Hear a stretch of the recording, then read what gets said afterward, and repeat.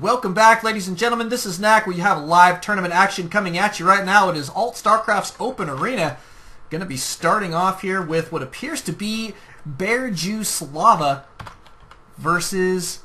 Oh, man. I'm going to let Windy take this one. But first, let me introduce my co-cast for the evening. His name is Windy. Windy, how you doing, brother?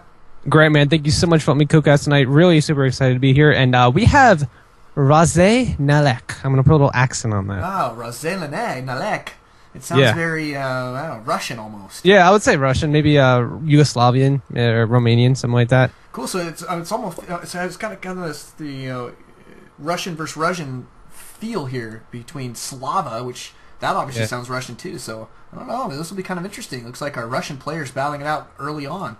Yep. PvP on Kravas, man. Cross positions too. Yeah. This could be quite interesting. I definitely think Raze definitely has the advantage because he is a random player, although he is lower ranked. I think he was top ranked gold versus a diamond player, so BearJew definitely has mechanics and experience on his side. But let's not count Raze out. He could pull out a really wonky build. It looks like BearJew knows that it's cross spawns. Huh. That's interesting. I don't know why, but I have seen a lot of Protoss that scout cross positions first, and that strikes me as strange that they do that. I quite honestly, I don't know any reasoning behind it, but apparently there's like a movement of people that always check cross positions first. Do you have any intel on that? Yeah, and I'm going to tell you, it's Zerg. 6 pulls against Protoss are very, very powerful because it's not like Terran who can, wall in with supply depots really, really quickly. Protoss don't really use pylons to wall in. They don't position their wall-ins with pylons. And if they don't have the Zealot out in time to wall off, they have to wall off their buildings. It just kind of comes into crisis mode. So if a Protoss player is not particularly comfortable with dealing with crisis management, especially a 6 pull, which comes, 6 pulls, wings pop out at 213 with 6 pulls. So at 213, you should maybe start expecting lings about that time. Right. So about 230, 240 is, on a map like this, no one would ever 6 pull. I think it's just way too big, and it's too easy to get that Zealot out. I mean, but you can see a 6 pulls would be at his base right now, and his gateway's just finishing up. So cross spawns is like, okay, that's where I want to check first. I want to make sure he's not 6 pulling me. I want to eliminate the far position as much as possible. So that's kind of my understanding of it.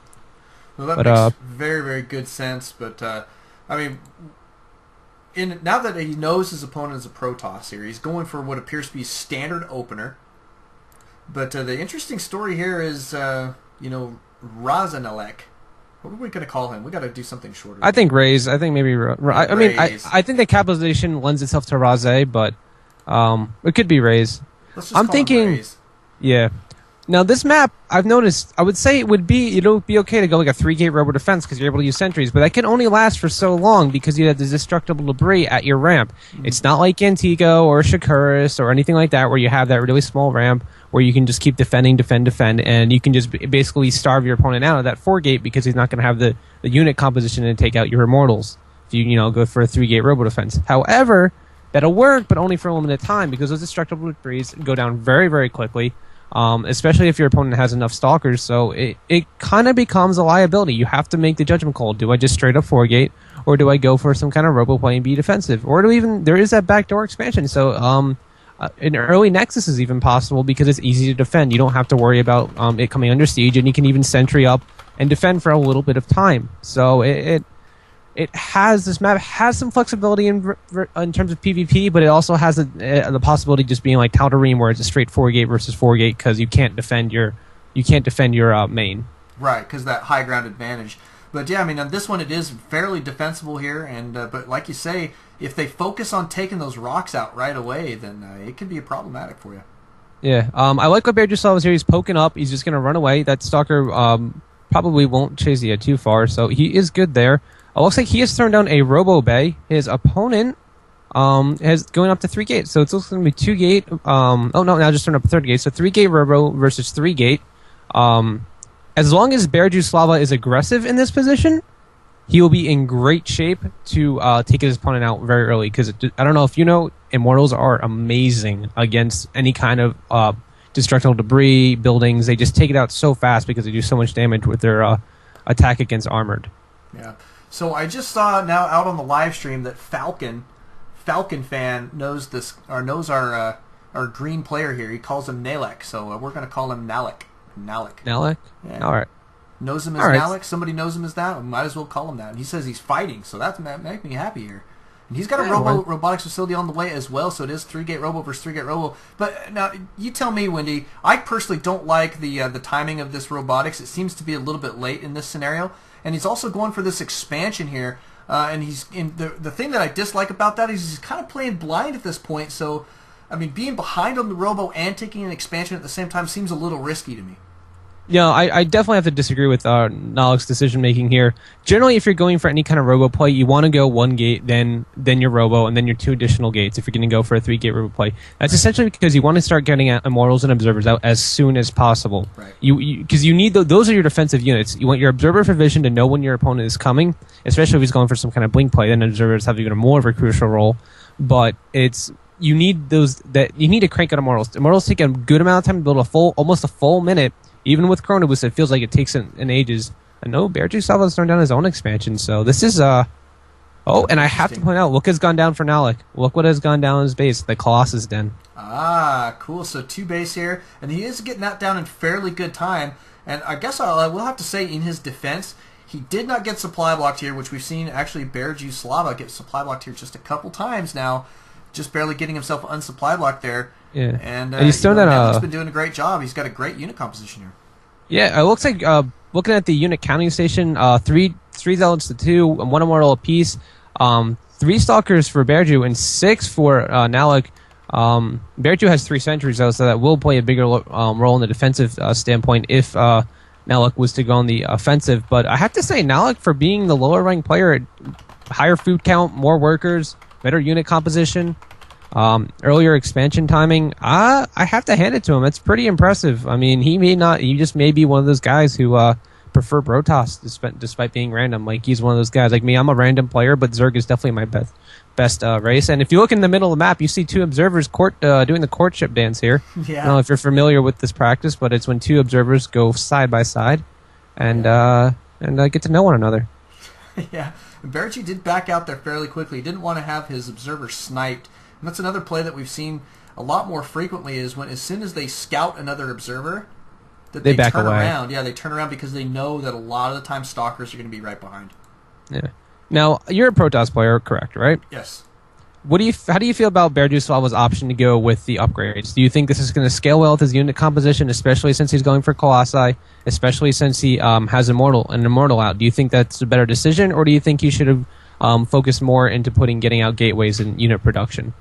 I agree with it. I think that getting your solid upgrades going quickly in a PvP is important after you've made it to 2 base.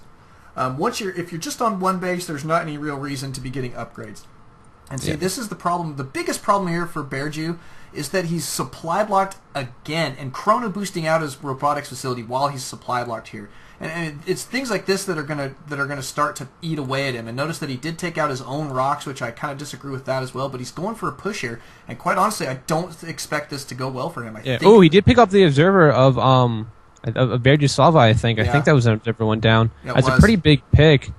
He does have 2 observers as well. The only thing I have to really disagree with is he's just now getting his first Colossi out, whereas his opponent, I believe, has 2. He's going to have 2 on the field. He's about to have 2, yeah.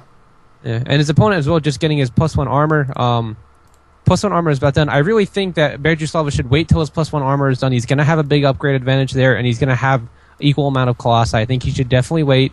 Once you see that his opponent's ramp is the rocks are gone. No, he's going for it. He's going for it, and Colossus here does have Thermal Lance, and BearJew is going to be taking a heck of a lot of damage. I love the force fielding here, but it is absolutely in favor of Nallek there, and I think that BearJew making a smart move to try and back out here as quickly as he can. He only lost Zealots, so not a big loss. He didn't lose the expensive units like the Immortals, Sentries, or Stalkers, so he's okay. Zealots are relatively cheap in their Protoss composition. They're not really that good at this point in the game because there's no charge out, and he is throwing down the Twilight Council. So I'm going to assume, and another robotics facility as well, so I'm going to assume that he's going to get out maybe 6 Colossi. He is taking a 3rd, so he's ahead of Nallek on that point. I think that push was just allow him to get the expansion up safely, make sure his opponent's in his base and not doing anything too crazy. Right. So I think that was actually a really smart wow, a push. 3rd robotics from BearJew. He could go really heavy, immortal heavy at this point. He might just switch over to full, get another Colossi, maybe 3. And there is a really immortals are great against Colossi. They hard counter them pretty well. Yeah, as long as they can get the in range. numbers, right? You just have to. You have to get the numbers, and they have to get in range. Yeah, I agree. And they're a phenomenal unit in general because especially if your opponent is going fairly heavy stalker, which really Nallek is. He's got quite a few stalkers out on the field. The Immortals will be a great counter to this, but I think this is a good timing attack here for Nallek. It appears that he is going to be moving out. Scouted right away here by BearJew, but I do expect him to cruise out here, and he should be able to do quite a bit of damage. Yeah, I think he's just pushing out to take an expansion. You can see that the right. silhouette has gone down. But BearJewSlava is going to know that expansion is going down. He knows his opponent's army composition. Nallek actually has no observers on the field. He has no idea what is going on in terms of his opponent's side of the map. If you look at the vision, he has no idea what tech buildings that BearJewSlava has. He has no idea if he's taking this backdoor expansion, if he's taking this third. Meanwhile, if you look at BearJewSlava's vision, he knows everything. He pretty much has seen the entirety of it. He's seen the composition. Wow. Look at this sneaky little play here. And that's because he has vision. He's going to be able to get these. I think he should split them. He should send 2 into the main middle line and 4 and 2 into the this upper natural. But okay, here they go. They're going down. There are 3 stalkers in the Colossi going to deal with it. They're not going to do that much damage. Smart play though. I like his thought process there. Yeah. That was a very high level way of thinking of like, okay, when he pushes out, I can definitely sneak in these couple zealots. Too bad there was a Colossus that popped out in that time. Right. Yeah, the Colossus really cleaned those guys up well. And notice the forward position here from Nallek, man. He's got his 3 Colossus here kicking it, that 4th one about to join. And he's keeping a fairly forward position. And we do have your 4 Colossus and here goes BearJewSlava. Oh, Nallek is splitting up his army for some reason. I'm not entirely sure why. Oh, he's going to kill the pylon, and at the same exact time, BearJewSlava is going to engage. Great timing for BearJew. Oh, 1 Colossi down, 2 Colossi versus 4. This is not going to go in Nallek's favor. This might just be game right here, considering that the BearJew does have his 3rd up, although they are even on workers. Oh, this is brutal. I mean, Nallek really needs to back out here as quickly as possible, and he is going to lose this last Colossus. He really should have tried to evacuate his Colossus, leave the rest of his army, evacuate the Colossus, and put down as many Zealots as he possibly could. But now you've got this humongous army here from BearJew that's just going to annihilate this 3rd at least. I mean, this base is completely sacked at this point. No, I think he has a forward pylon. It's decently forward. He'll be able to reinforce relatively quickly.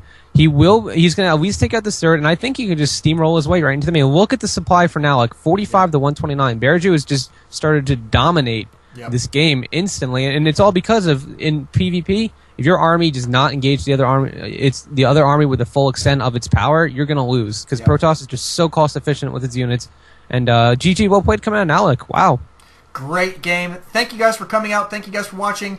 Don't alt tab, always on Starcraft. We'll be going into another game here momentarily.